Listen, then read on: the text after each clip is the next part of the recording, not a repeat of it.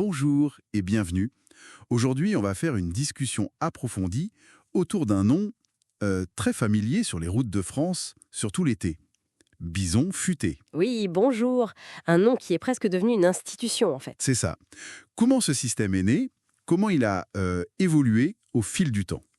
Pour comprendre Bison futé, il faut revenir un peu en arrière. Dans une France où, la voiture se démocratisait massivement, Oui, mais où les routes, elles, ne suivaient pas toujours. Dès les années 60, on a eu les premiers grands bouchons, les premiers chassés-croisés compliqués. d'accord. Ce qui a mené d'ailleurs, dès 1968, à créer le Centre national d'information routière, le CNIR. C'était une première étape pour essayer de centraliser un peu l'info. D'accord. Le CNIR en 68. Et donc, notre objectif aujourd'hui, c'est de comprendre comment un événement bien précis a vraiment tout changé et a mené à Bison futé. Exactement. Et comment cet outil a dû s'adapter ensuite. C'est parti. Alors, le moment clé, le vrai déclencheur, c'est un week-end resté tristement célèbre. Oui, celui du 2 août 1975. Voilà. Le contexte est terrible. Une canicule, des départs en vacances en masse. Surtout vers le sud, l'Espagne. Exactement. Et la Nationale 10, par exemple, était complètement saturée. On parle de chiffres fous. 600 km de bouchons cumulés sur toute la France. C'était un chaos total et malheureusement un chaos tragique. Oui, Ce week-end-là, il y a eu 145 morts sur les routes. Pas seulement des accidents, mais aussi des gens décédés à cause de la chaleur, bloqués dans leur voiture. c'est terrible. L'émotion a été immense, forcément. Et la pression sur les politiques aussi. Le message, c'était clair, il fallait que ça cesse. Plus jamais ça. C'est ce drame, donc, qui pousse l'État à agir très fort. Oui, dès l'été suivant, en 1976, il lance une opération vraiment d'une ampleur inédite pour l'époque. Avec telle stratégie. Elle était triple, en gros. D'abord, encourager les gens à ne pas tous partir le même jour, aux mêmes heures, l'étalement des départs. Logique. Ensuite, créer et surtout faire connaître des itinéraires alternatifs, les fameux itinéraires bis, pour soulager les grands axes. Ah oui, les panneaux verts qu'on voit parfois. C'est ça, même si l'idée a évolué.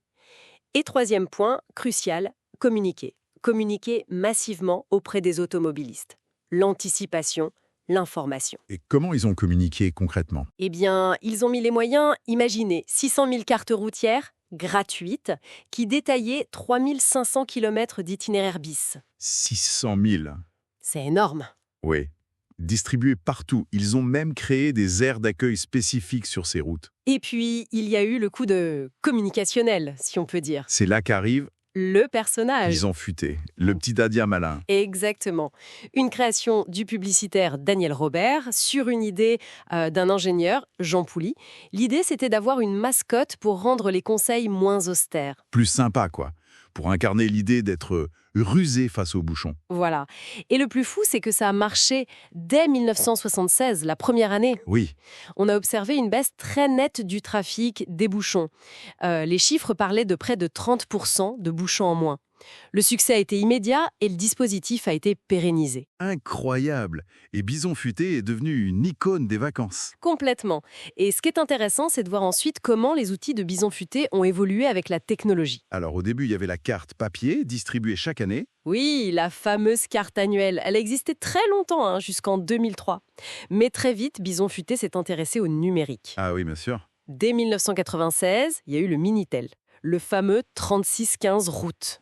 Ah oui, le Minitel. Toute une époque. C'était pionnier. Il y a même eu une tentative avec l'Antiope, le télétexte, mais ça a été plus éphémère. Et pourquoi on a arrêté la carte papier en 2003? Elle était si populaire. Plusieurs raisons, en fait. D'abord, le réseau autoroutier s'est énormément développé. Ça offrait de nouvelles alternatives plus rapides. Et ensuite, la nature même des itinéraires bis a changé. Au début, c'était des alternatives un peu touristiques, toujours là. Puis c'est devenu de plus en plus des itinéraires de délestage. C'est-à-dire? C'est-à-dire qu'on ne les active que quand il y a vraiment beaucoup de monde sur l'autoroute. Les fameux plans Palomar, donc une carte papier figée pour l'année, Ah, ne servait plus à grand-chose pour ça. Il fallait de l'info en temps réel. exactement. L'info devait devenir dynamique, quasi instantanée. Ce qui nous amène aux outils qu'on connaît mieux aujourd'hui. Voilà. Bon, il y a le calendrier prévisionnel avec les couleurs vert, orange, rouge et le fameux noir. Ça existe depuis assez longtemps, 1983 en fait. Ah oui, quand même. Ça donne une vision un peu à l'avance. Et puis, il y a eu le développement de l'info en temps réel, d'abord par téléphone, avec Audiotex en 96, D'accord. et surtout le site Internet, lancé très tôt, dès 1997, et qui reste aujourd'hui, avec les applis mobiles, le cœur du dispositif. Donc on voit bien cette évolution, Mhm. née d'une crise très grave en 75. Oui, une situation extrême. Bison Futé s'est imposé comme un acteur majeur de la gestion du trafic et il a dû sans cesse adapter sa communication, du papier au Minitel, puis web. Tout à fait. Sa force a été cette adaptation et aussi de devenir cette référence presque culturelle, un réflexe pour beaucoup de gens avant de partir. Et ça nous amène à une question assez intéressante pour aujourd'hui finalement. Oui. À l'heure où on a tous ou presque des GPS dans nos voitures, des applications comme Waze, Google Maps, qui donnent une infotrafic hyper personnalisée, en temps réel, qui recalcule l'itinéraire, Oui, qui sont très réactives. quelle place reste-t-il pour un système national, plus centralisé, comme Bison Futé? Est-ce qu'il a encore la même pertinence, la même valeur ajoutée? C'est une excellente question. Comment peut-il continuer à jouer son rôle, peut-être différemment? Comment innover encore face à ces outils individuels? Voilà, une réflexion intéressante à avoir, peut-être la prochaine fois qu'on préparera un long trajet sur la route des vacances.